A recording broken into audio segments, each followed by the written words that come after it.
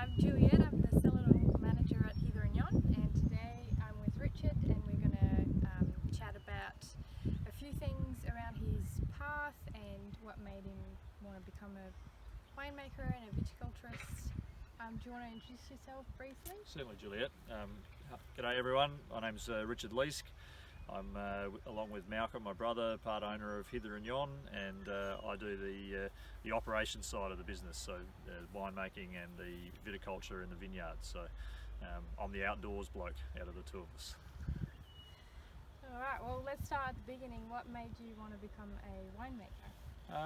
Well, it's a tough question, Juliette, but I mean, my family has always been in the vineyard industry, so for a bit like most children, I probably tried to avoid doing exactly what my parents did for a while, but the love of the industry sort of just came along naturally, and I liked being outdoors and I liked agriculture, so this was a natural place to sort of end up, and before you know it, you're doing viticulture, and I really enjoy it. I love being outside. So did you study a particular field? Oh, I did. I started off doing a general ag degree, but then I transferred over to do vineyard specific, so viticulture as a science when I decided that this is what I wanted to do. All right.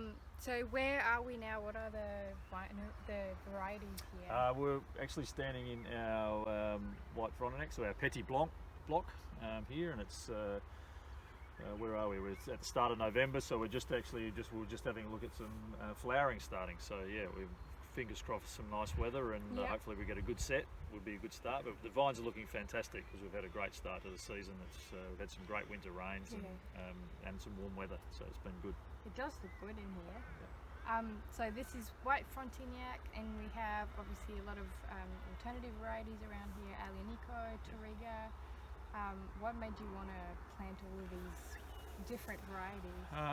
Well, it's twofold, Juliette. One is that we had a lot of French varieties here originally, and this block was quite segregated into lots of little parcels, and essentially the market decided a lot of this for us, where some of those varieties became unsaleable as we were selling them as fruit. This was long before Hither Yon was born. So we were looking for new varieties to replace, and obviously with an eye towards what was happening climatically, where we were starting to get a lot more hot weather and prolonged periods of heat and spikes. I started looking around the areas of the world which obviously dealt with those on a regular basis, and we were looking at varieties that then coped with that. Coupled with that, we were also looking for varieties that were slightly more medium-bodied and a little bit more food-friendly in terms of what we were starting to eat in Australia cuisine-wise. So that's where we led us towards Mediterranean-type varieties, and that's what we started planting. Is there any alternative methods or pioneer ways of doing grape growing that you're looking for instead of following traditional paths? Well, I mean, there is, Juliette. I mean, we're always mindful about our surrounds and changing climate. So that's the main driver. And water for us is a key limiting factor. Like, we've only got so much, and we have to make it these days stretch a lot longer in a season because of the hot weather comes in earlier and lasts longer, and winter rainfall's a little bit less than what it used to be. So our whole vineyard system now is designed around making our soil as healthy and as water receptive as possible. So that includes a lot of multi-species cover crops. We don't do any herbicide anymore. We're doing limited cultivation. So we're trying to build soil structure, and we're trying to build soil biology in that, because that helps deliver nutrients naturally to the vines rather than us having to add nutrient. But it also makes soil much more receptive to rainfall. It means water goes into the ground, not runs across it, and hopefully that means we can store it for longer so that the vines can access it throughout the season. So yeah, we're developing our own little system. We're basing it around some regenerative agriculture principles that incorporate livestock, but it means that in general sense, our vineyards look what you would call a little bit unkept, a little bit untidy, but that's all part of the plan, because we want to try and mimic nature, not sort of control it. So we're allowing things to grow out a lot further, remain sort of in an unkept state for a lot longer. But it's all part of the plan to make soil health the priority. And that's kind of new, isn't it, in the industry? It is to a degree. Certainly in the industry, there's been a focus around alternative practices like organics and biodynamics, but this is sort of taking that one step further and really concentrating on soil carbon and soil biology. And what drives that is plants, living plants, and a variety of different plants. So we've got up to 10 species of plants growing in our what we would call our mid rows.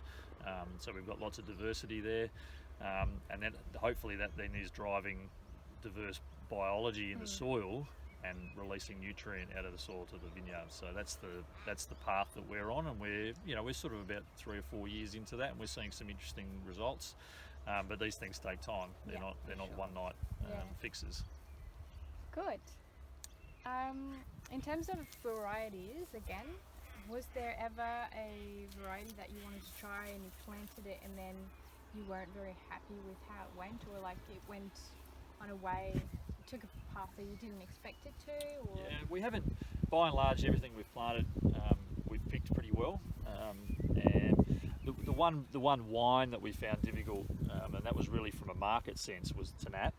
It grew well, and it coped with the weather well here. It was quite a large bunched variety, so we needed to be a bit careful around wet summers and things. But generally, we found it to be a really robust variety. We just, again, market forces meant that it was a difficult variety to sell, and it was probably, in terms of Hither Yon, it was a much heavier and a larger style wine, whereas we've probably become a little bit more known for medium-bodied and quite easy drinking wine. So that's the one variety that we've decided to change over, and we've changed that over to Greco, a new white variety, which we're pretty excited about. So it wasn't the fact that the fruit wasn't any good, but there was, at the end of the day, you need to be able to sell, and that one we felt probably didn't fit the mix quite as well as we're very excited about having a new white to play with. Very exciting. If you had to pick something that you would call your masterpiece, what would it be? What's your greatest achievement so far? Oh, goodness, it's a good question, Julie. I mean, obviously, there's two parts to that. I think what we're trying to do with the health of the vineyard and the soil of the vineyard is leave a legacy piece. I mean, we need to improve on some of the stuff we've done in the past.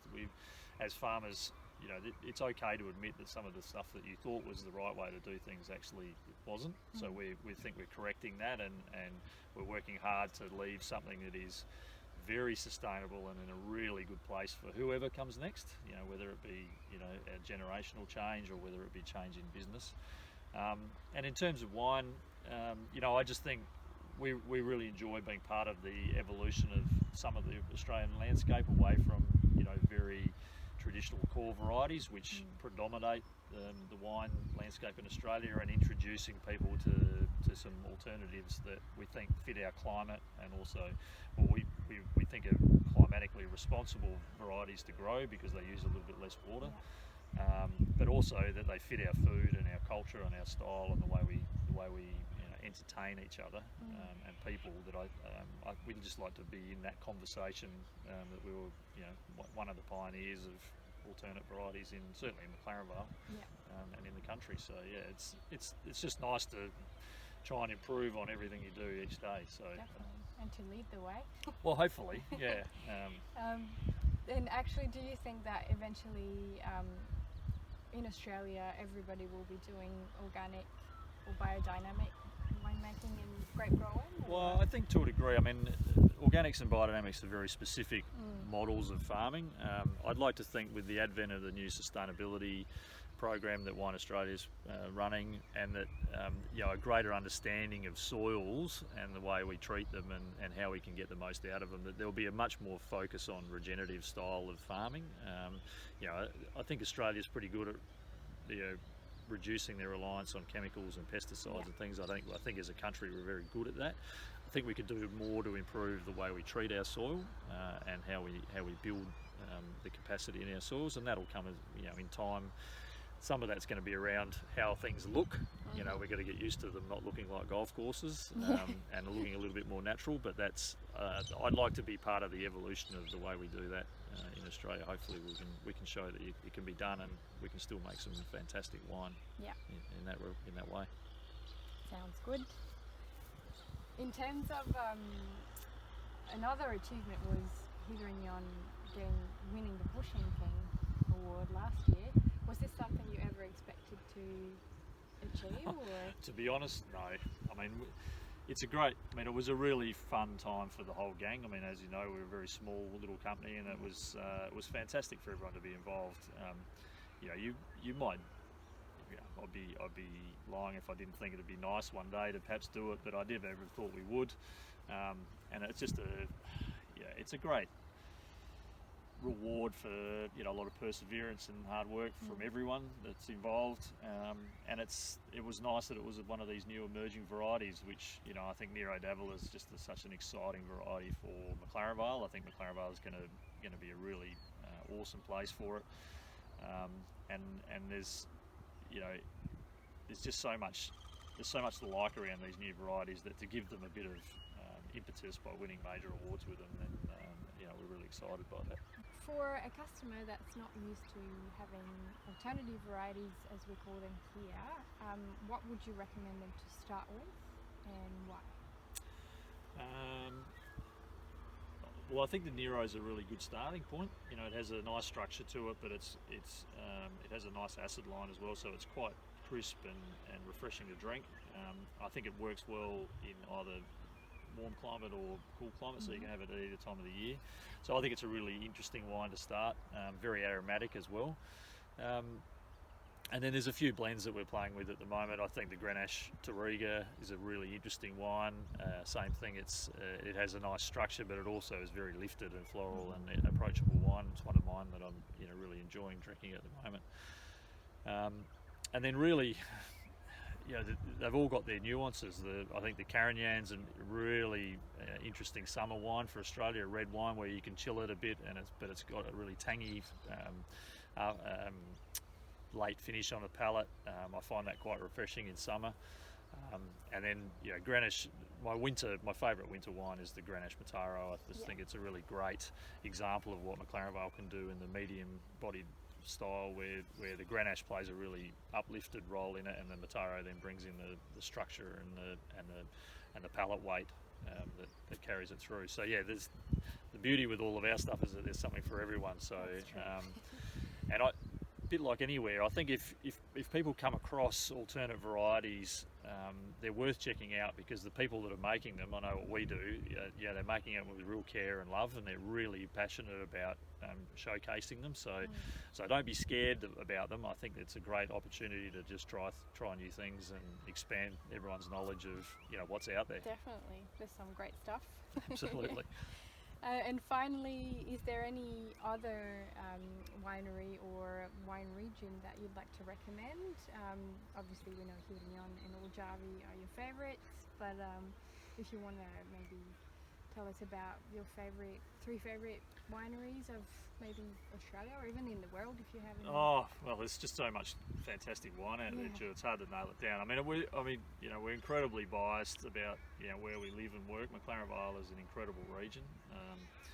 It's so close to the coast, and it's a very dynamic place. There's a lot of people, I'm going to put myself in the young category, or that are in the industry now and really driving innovation and wine style and varietal choice. And I just think it's a fantastic place to live and work. So I'm biased about a few wineries that here that I think are doing some really good stuff. SC Panel has been a pioneer with some of these Italian styles, but certainly the Portuguese styles around Touriga and Tempranillo. And the way that they do Shiraz, I think, is a really interesting take for modernising the way the Shiraz is done in Australia.